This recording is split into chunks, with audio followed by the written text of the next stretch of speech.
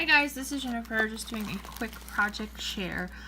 This is something new that I have never done before. It is a junky, Flowish junky journal, I think, or junk journal. No, yeah, Flowish junky journal.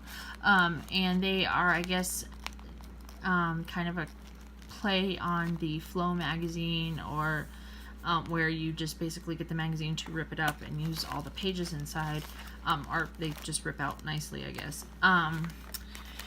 So the way it works is you make a cover, usually soft, and you loosely bind the items in, whether you tie them in on the outside of the cover or you add like a string in the middle, which is what I did. I just did an elastic band that everything slips in and out really easily, or you can cut the band and have it ready. And since it was something different, and I just decided to mess around with a little decoupage, which I don't normally do very often.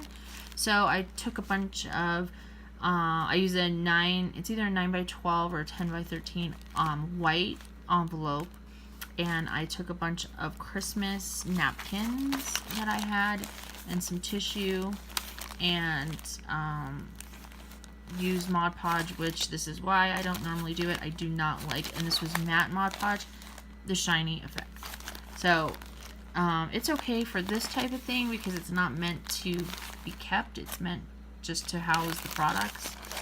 So I was okay with that. And then I put, but I really don't, now I know why I don't use Mod Podge often. And I put a red doily on the top, and then this image from Freeze Art, as well as a wooden embellishment, which she should be able to pop this off pretty easily because it's from the Target dollar spots, and they were sticky, and I just put a little glue, but usually stuff like that comes off pretty easily, so she could reuse that and probably reuse this image because it is gorgeous. And then I just tied it together with loosely gluing in this ribbon lace stuff. So, I mean, you're supposed to add everything as far as napkins, fabric, whatever you would use in a journal that you can pull out. So, the inside cover is just a Starbucks bag. That's not something I don't think she would want to keep. I don't know, maybe she would. So I just glued that down, and then inside I had to take a bunch of stuff out, which I'll have to put separately because it was not closing. It was starting to tear.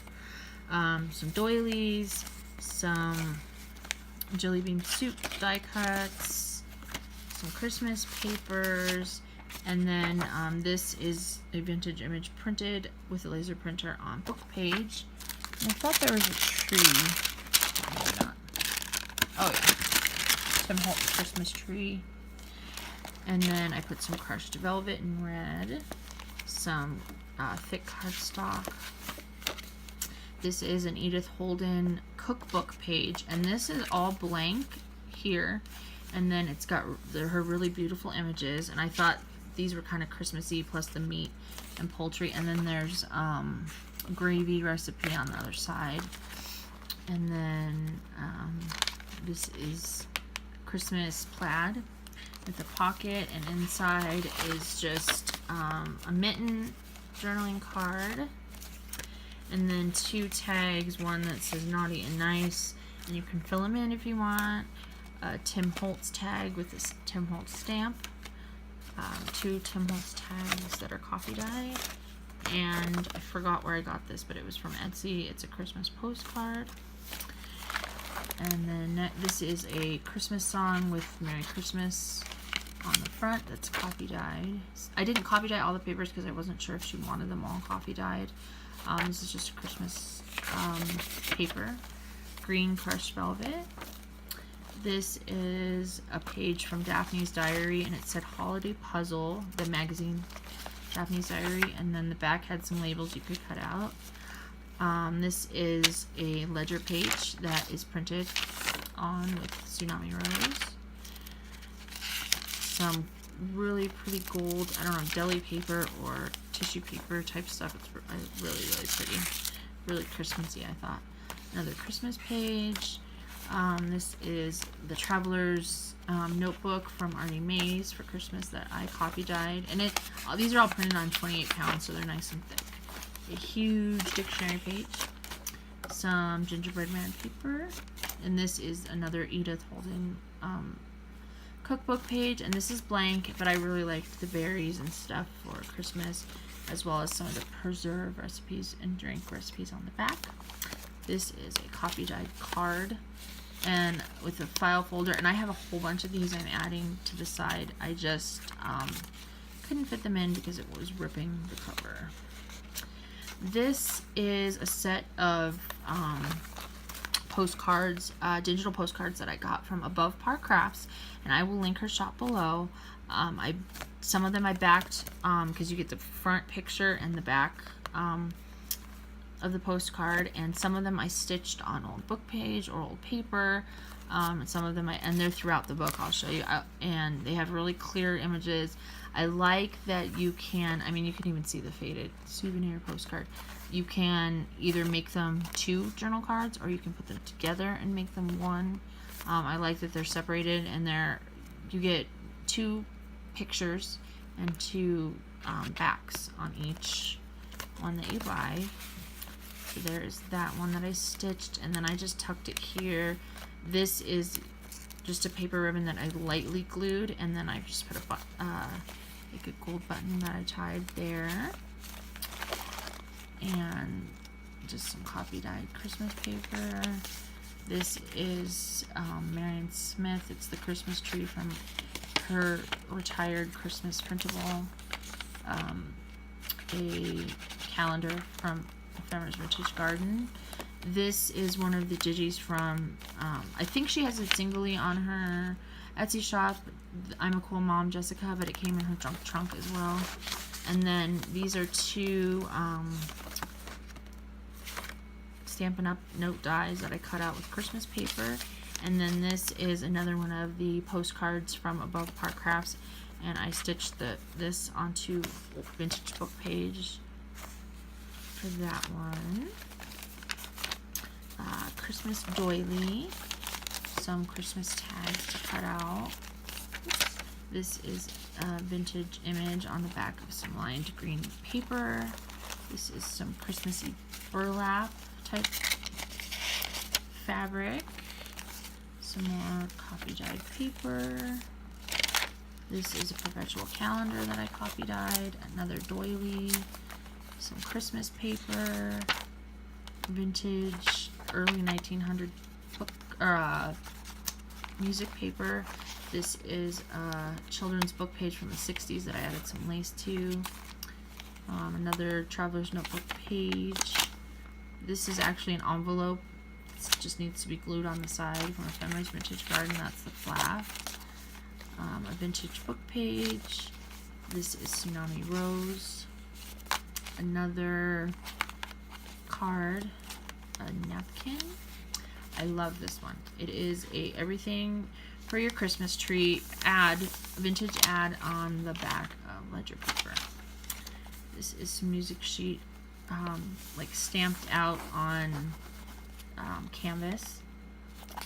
Another calendar, a copy dyed square doily, just some paper.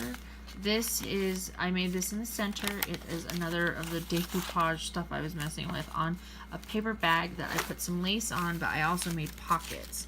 So this big part is a pocket, and it's got like a decoupaged little journaling card I was messing with, and then oh, I guess I put the file folders back here.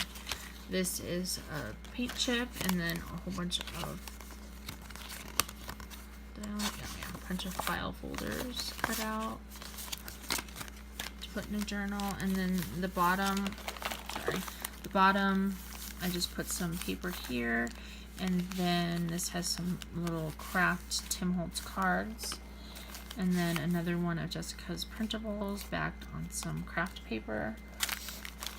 And then I cut the bottom open, and it makes pockets. And then inside are some of Stephanie's from AboveParrCrafts digis. This is one of the postcards that I backed on its back. This is the back that goes with it, and I just printed it out on 32-pound paper and then just adhered it together. I used my roller to make sure it was nice and smooth, and then I just kind of like the old tattered look, so I just used just my Tim Holtz real quick on the edges, just, you know, and you don't have to do that. It looked perfectly fine without it. I just really like that look for the older ones. And see how pretty, I mean, it's really nice and clear, and so she's new to Digis, and I bought a few, and I just think they're awesome. And then here is another one that I backed on Old Book Page, and I just gessoed so that, you know, you could write on it. And then I just did a neat stitch with my sewing machine. And then here is another one that I used one of the newspaper print bags and just did a little, let me do a little more gesso, but I just love how clear these are. And they're really, I mean, you can even see the stamp and everything. So I will definitely link her shop below because they are awesome. Awesome Digis. Okay, almost done, and I better hurry because I'm at 11 minutes. This is the other half of the doily. I think the rest is just the other half of stuff. The other half of the canvas. Let's see, ledger paper, napkin, card, Tsunami Rose printable,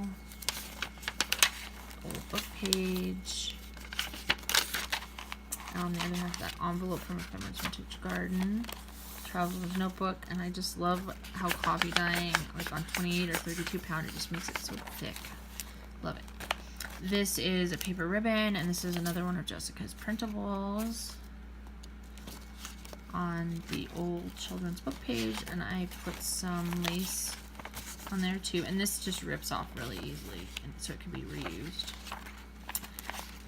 Vintage music notes, more paper, doilies, perpetual calendar, Christmas coffee dyed paper, Christmas burlap. I think this would be nice for the cover or like the spine of a Christmas book with all the sparkliness.